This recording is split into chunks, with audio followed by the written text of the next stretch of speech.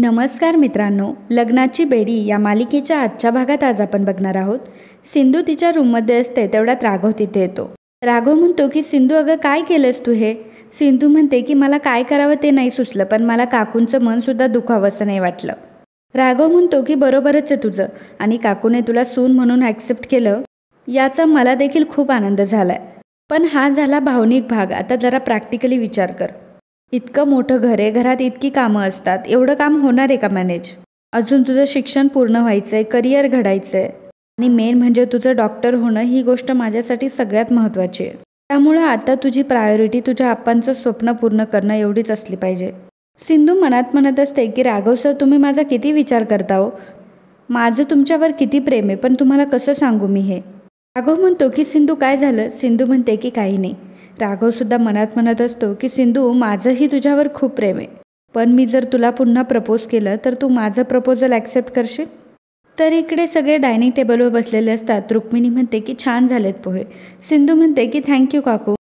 माफ करा मित्रांनो, पण जर तुम्ही चॅनलवर नवीन असाल किंवा अजूनही चॅनलला जर सबस्क्राईब केलं नसेल तर प्लीज सबस्क्राईब करा आणि बेल आयकॉनवरही क्लिक करा. स्टार प्रवाहावरील सर्व मालिका तुम्हाला आमच्या चॅनलवर बघायला मिळतील. धन्यवाद. ऋतुराज म्हणत असतो की सगळे आज एकत्र बसले, किती छान वाटतंय. गेले काही दिवस आपल्यावर दुःखाचा डोंगरच कोसळला होता. सिंधू म्हणते की खरं आहे, आणि मला आईबाबांची सुद्धा खूप आठवण येते. काकू मी काय म्हणते, आईबाबा जेव्हा परत येतील तेव्हा आपण एखादी पार्टी करूयात छोटीशी. राणी म्हणते की सिंधू अगं सतत काय पार्टी पार्टी करतेस तू. रत्नपारखींच्या घरात पार्टी होत नाही हे माहीत नाही का तुला. सिंधू विचारते की काकू तुम्ही सांगा ना, पार्टी केली तर चालेल. तर रुक्मिणी म्हणते की करूयात. सिंधू म्हणते की येस, आता आई बाबा परत आले की आपलं घर परत मिळालं आहे, यामुळे आपण सेलिब्रेट करूयात. चालेल ना राघव सर. तर राघव देखील म्हणतो की ऑफकोर्स, वाय नॉट. राणीला मात्र सिंधूचा खूपच राग येत असतो. तर इकडे रत्नाकर आणि राजश्री दोघंही घरी आलेले असतात. रत्नाकर म्हणतो की काय, रीना आणि अजय असं वागले, त्यांच्याकडून ही अपेक्षा अजिबात नव्हती. राजश्री म्हणते की वहिनी, तुम्ही एवढं मनापासून सगळं केलं आणि त्यांनी तुम्हालाच फसवलं. रत्नाकर म्हणतो की एवढं सगळं घडत असताना एकाला सुद्धा मला फोन करून सांगावंसं सुद्धा नाही वाटलं. रुक्मिणी म्हणते की अरे माझं खरंच खूप चुकलं, म्हणजे रीना आणि अजय आमच्याशी असं वागतील असा मी विचारसुद्धा केला नव्हता. राजश्री म्हणते की वहिनी, तुमची काहीही चूक नाही, तुम्ही का स्वतःला दोष देताय. आपलीच माणसं ही आपल्याला फसवतात. हल्ली माणसांमध्ये माणुसकीच उरली नाही आहे. तेवढ्यातच राया तिथे येतो आणि जोरात पेपर आपटतो आणि म्हणतो की घरात एवढं सगळं घडलं आणि मला कोणी काही सांगितलं सुद्धा नाही. राघव म्हणतो की राया, अरे तू बस, मी तुला सगळं काही सांगतो. तर राया म्हणतो की हे बघ, मला काहीही ऐकायचं नाही आता. राया खाली बसतो तेव्हा रुक्मिणी म्हणते की राया तू शांत हो, मी तुला सगळं काही सांगते. राया म्हणतो की तू मला आत्ता सांगणार आहेस सगळं. मला जे काही कळायचं होतं ते मला सगळं कळलंय. खरं तर मला आपल्या माणसांकडून जे कळायला हवं होतं ते बाहेरून कळतंय, आणि याच गोष्टीचं मला जास्त दुःख वाटतंय. कोणालाही मला सांगावंसं वाटलं नाही का? कोणालाही मी आपला वाटत नाही का? मला माझ्याच घरात अशी वागणूक मिळेल असं वाटलं नव्हतं. आणि स्वतःच्या नवऱ्याला, या घरातल्या मुलाला घरात काय चाललंय हे तुला सांगावंसं वाटलं नाही. राणी म्हणते की नाही, ते सगळे खूप टेन्शनमध्ये होते म्हणून राहून गेलं. तर राया म्हणतो की राहून गेलं, आर यू सिरियस? नाही म्हणजे खरं तर चूक माझीच आहे, मी जास्तच अपेक्षा करतो असं वाटतं मला. दर वेळेला तुम्ही मला हे पटवून देतात की माझी जागा या घरामध्ये नाही आहे. माझी खरी जागा ही आश्रमात आहे आणि मी तिथेच ठीक आहे. Thank you so much. असं म्हणून राया बॅग घेऊन तिथून निघून जायला लागतो. तर राघव म्हणतो की भावा प्लीज एकदा माझं ऐकून घे. तू तुझ्या कामात होता म्हणून आम्ही तुला डिस्टर्ब नाही केलं, आणि आम्ही देखील बेघर होतो. तू तुझी बॅग दे बरं इकडे. तू शांततेत बसून ऐकून घे की आम्हाला काय म्हणायचं ते. सिंधू देखील म्हणत असते की हो राया भाऊजी, मला मान्य आहे की आम्ही तुम्हाला आणि आईबाबांना कळवायला हवं होतं, पण परिस्थिती तशी होती. तर रुक्मिणी म्हणत असते की मला माहिती आहे की ही सगळी चूक माझी आहे. रीना आणि तिचा नवरा यांनी मला सपशेल फसवलं. मला असं स्वप्नात देखील वाटलं नव्हतं. त्याची मला कदाचित खूप लाज वाटली, म्हणूनच मी कोणाला काही कळवलं नाही. जरा समजून घेणार, रिषभ आणि रेश्मा तिच्या नवऱ्याच्या तावडीत अडकले होते.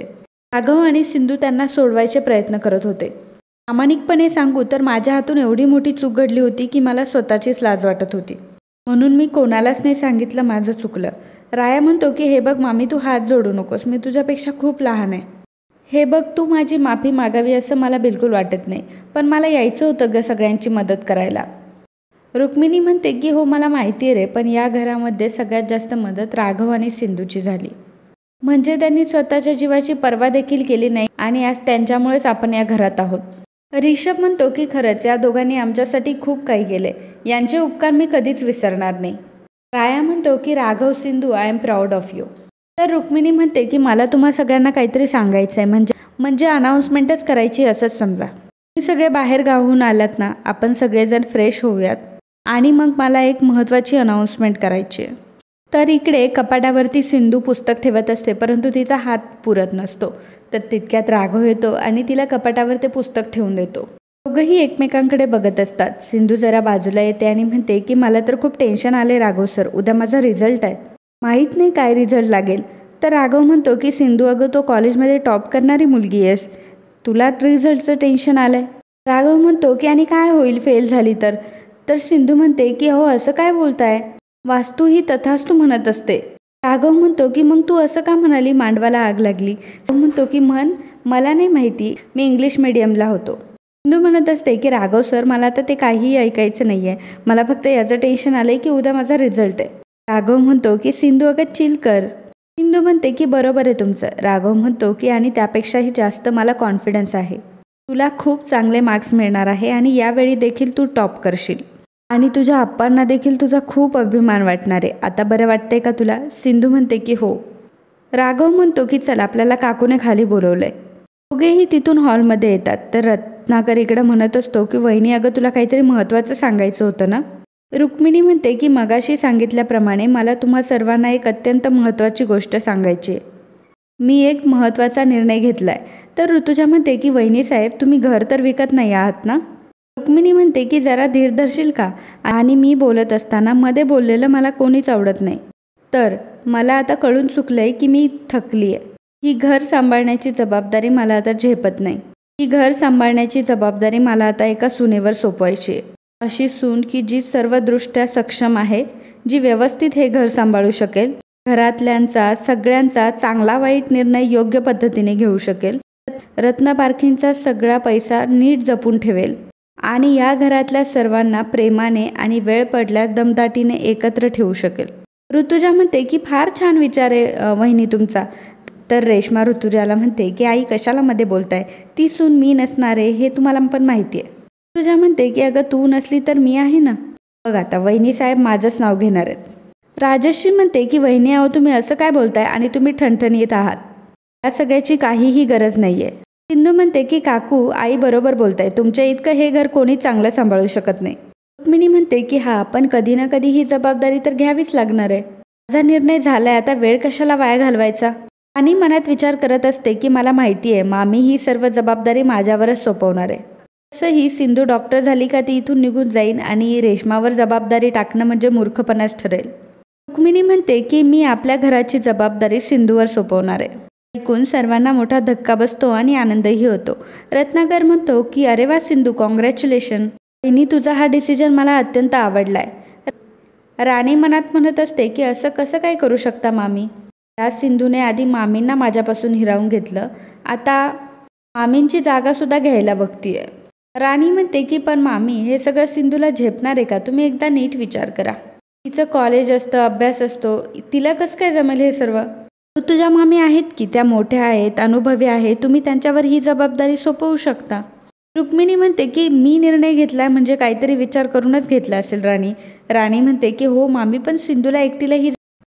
रुक्मिणी म्हणते की झेपेल आणि मी म्हटलं ना की मी सुरुवातीला तिला मदत करेल, माझ्या हाताखाली अगदी व्यवस्थित तयार होईल ती, हो की नाही सिंधू. रुक्मिणी म्हणते की राणी तुला असं वाटतंय का की या घराची मोठी सून आणि रायाची बायको म्हणून हा हक्क तुला मिळायला हवा होता.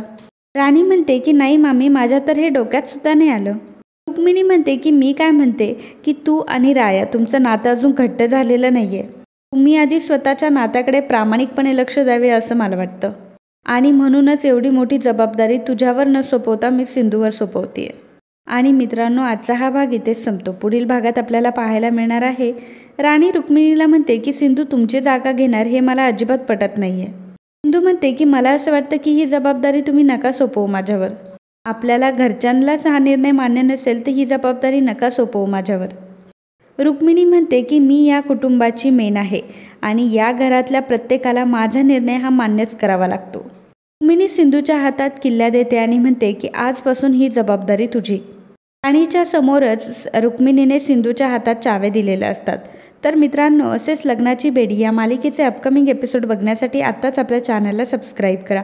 आणि आजचा हा व्हिडिओ तुम्हाला आवडला असेल तर व्हिडिओला लाईक आणि कमेंट करायला अजिबात विसरू नका. धन्यवाद.